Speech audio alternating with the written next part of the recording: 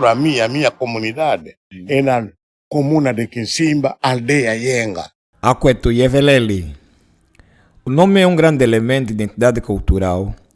Por isso, o Dr. Makuta Nkondo fez questão de corrigir o radialista da rádio ouvinte por este ter pronunciado o seu nome de forma errada.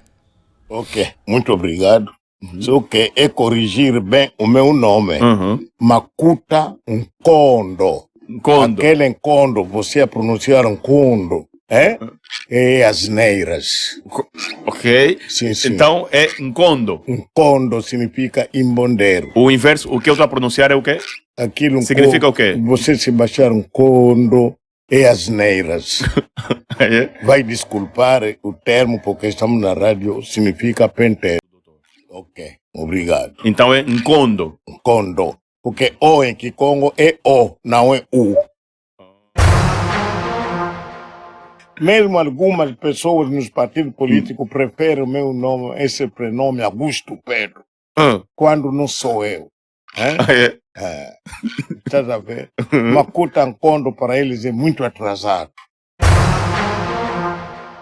É porque teve Zimbo.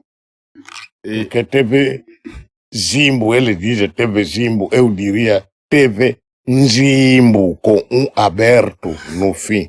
Significa dinheiro. Zimbo não é Kikongo. Não sei que língua é essa. Devia ser TV Nzimbo. N, Z, I, M, B, U aberto, U de união. Porque desta vez, como diz Onjanjaí... Caiu nas graças do povo. É exatamente, Onjanjaí é tu covo que a Unita diz um mundo. Significa que desta vez é a nossa vez.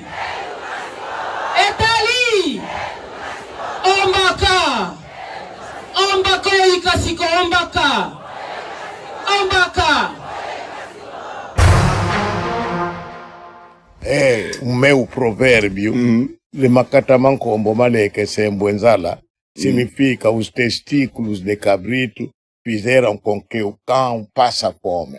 Sempre atrás haver os testículos de cabrito já vão cair.